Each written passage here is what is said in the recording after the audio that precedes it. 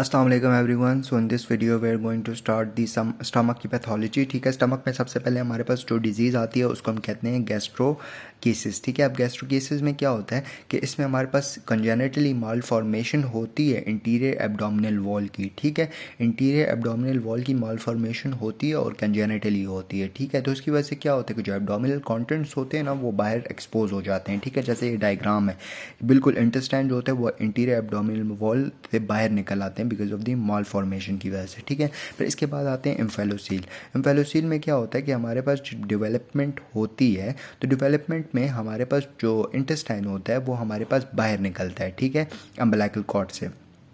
ठीक है, अम्बिलिकल, ये जो अम्बिलिकस का एरिया होता है ना इससे बाहर निकलता है। ठीक है, फिर इसकी ट्विस्टिंग होती है और उसके बाद वापस आ जाता है। ठीक है, तो प्रोट्रूशन होती है। ठीक है, तो इसमें क्या होता है कि जो हर्निएशन होती है ना वो इनटू अम्बिलिकल कॉर्ड, ये हमारे पास परसिस्ट कर जाती है, मतलब रह जाती है। अब वो अगर परसिस्ट कर जाएगी और वापस वो अपनी जगह पे नहीं जाएगी तो अल्टीमेटली उसको आप इम्फेलोसील कहते हो। और अब इम्फेलोसील और गैस्ट्रोकीसिस में क्या डिफरेंस होता है कि इस पर हमारे पास पेरिटोनियम या एमनियोटिक जो मेम्ब्रेन होती है वो नहीं होती गैस्ट्रोकीसिस में, जबकि इम्फेलोसील में होती है। ठीक है, फिर इसके बाद आते हैं पाइलोरिक स्टेनोसिस पे। अच्छा सॉरी, डायग्राम दिखा देता हूँ फेलोसील की। फेलोसील देखो ये डायग्राम है और इसके ऊपर इस तरह एक कव मेम्ब्रेन टाइप एब्डोमिनल कंटेंट के ऊपर लगी हुई है। ठीक है, ये पेरिटोनियल मेम्ब्रेन भी हो सकती है या एमनियन भी हो सकती है। ठीक है, फिर इसके बाद हम आते हैं पैराइटल स्टीनोसिस। स्टीनोसिस में क्या होता है कि हमारे pyloric stenosis, sorry pyloric stenosis में क्या होता है कि हमारे पास देखो स्टमक के हमारे पास डिफरेंट पार्ट्स होते हैं ना, जैसे हमारे पास ये स्टमक है तो ये हमारे पास इसकी कार्डिक रीजन होगा, फंडस होगी, बॉडी होगा और फिर एंट्रम होगा और फिर पाइलोरिक रीजन होगा। ठीक है, तो अब जो पाइलोरिक स्पिंटर होता है ना वो हमारे पास कंट्रैक्ट हो जाता है ना, उसकी स्टेनोसिस हो जाती है। जब उस जगह की स्टेनोसिस होती है तो फूड नीचे की तरफ नहीं जा पाता इंटेस्टाइन में, इंटेस्टाइन में फूड नहीं जाएगा। ठीक है, और ये मिली जो होता है ना present 2 weeks after the birth, 2 weeks के बाद बर्थ के ये हमें नज़र आता है। ठीक है, इसमें अब क्या होता है कि फूड नीचे नहीं जा रहा तो वॉमिटिंग होगी, और वॉमिटिंग तो होगी, प्रोजेक्टाइल वॉमिटिंग होगी, लेकिन नॉन बिलियस वॉमिटिंग होगी, मतलब कि उसमें बाइल वगैरह नहीं होगा। ठीक है, इसके अलावा क्या होगा कि ये चीज़ जो होगी ना, आप जब स्टमक को, जब एब्डोमेन को देखोगे ना पेशेंट के ना, बच्चे के, तो उसमें क्या होगा कि आपको पेरिस्टाल्सिस नज़र आ रही होगी स्टमक की, मतलब आपको इतना वो जल्दी जल्दी हो रहा होता है ना, स्टमक कोशिश कर रहा होता है कि फूड आगे जाए तो वो हिल रहा होता है, तो वो आपको नज़र आ रहा होता है। इसके अलावा हमारे पास olive like mass in abdomen नज़र आ रहा होता है, जहाँ ये जो पोर्शन होता है ना ये स्टेनोसिस वाला है, इसको ऑलिव लाइक मास की तरह, मतलब ऑलिव की तरह बिल्कुल एक गिटरी टाइप बनी होती है। ठीक है, पेरिस्टाल्सिस होती हैं और प्रोजेक्टाइल वॉमिटिंग होती है। ठीक है, और इसके लिए आप मायोटोमी करते हो। ठीक है, अच्छा फिर इसके बाद हम लोग आते हैं एक्यूट गैस्ट्राइटिस पे। ठीक है, सबसे पहले गैस्ट्राइटिस जो है ना, आपका जो गैस्ट्रिक मिकोजा होती है उसकी इन्फ्लेमेशन को आप गैस्ट्राइटिस कहते हो। ठीक है, अब गैस्ट्राइटिस 2 टाइप्स की होती हैं,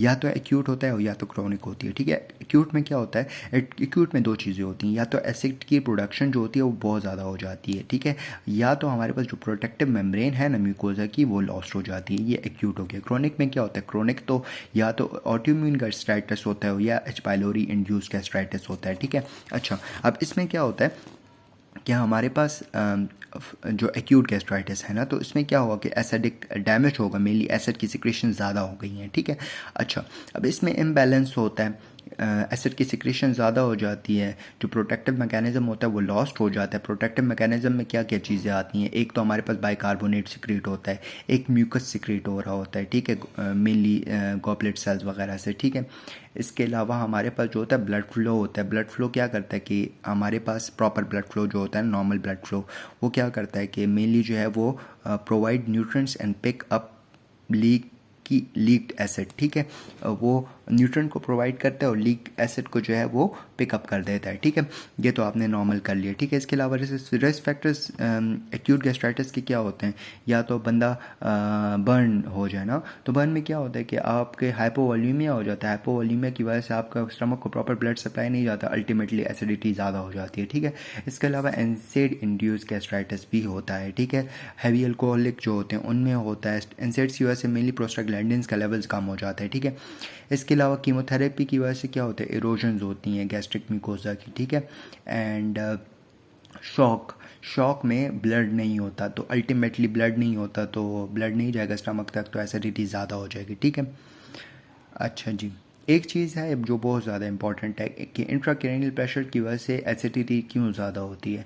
इंट्राक्रैनियल प्रेशर जब ज़्यादा हो जाता है ना तो आपकी वेगल स्टिमुलेशन होती है, और जब वेगल स्टिमुलेशन होती है ना तो उसकी वजह से क्या होता है, एसिटाइलकोलिन का लेवल ज़्यादा हो जाता है। एसिटाइलकोलिन जाता है और पैराइटल सेल्स के साथ कंबाइन हो जाता है। अब पैराइटल सेल्स के साथ जब वो बाइंड हो जाता है तो वो क्या करता है, वो एसिडिक सिक्रीशन करता है, ठीक है। अच्छा, अब acid damage result in acid की डैमेज की वजह से या तो आपकी सुपरफिशियल इन्फ्लेमेशंस होती हैं, या पे एपिथेलियम की इरोजन्स होती हैं, या तो म्यूकस, ये पूरा जो आपका म्यूकोजल लेयर होती है ना, इसकी आपकी अल्सरेशंस होती हैं, ठीक है। सुपरफिशियल इन्फ्लेमेशन, इरोजन एंड अल्सरेशंस, ठीक है। दोबारा बता देता हूँ, हम लोगों ने एसिड का इम्बैलेंस हो गया, ठीक है, नॉर्मल मैकेनिज्म में प्रोटेक्टिव मैकेनिज्म लॉस हो गया, म्यूकस भी नहीं है, ब्लड सप्लाई भी प्रॉपर नहीं है, ठीक है। इसके अलावा बाइकार्बोनेट आयन भी नहीं रिलीज़ हो रहा है, एसिडिटी बहुत ज़्यादा हो गई है। रिस्क फैक्टर्स जो हैं वो आसान है, एक एनसेड है, बर्न है, शॉक है, कीमोथेरेपी है, इंट्राक्रैनियल प्रेशर वगैरह हो गया, ठीक है। अब हम आते हैं क्रोनिक गैस्ट्राइटिस पे, ठीक है।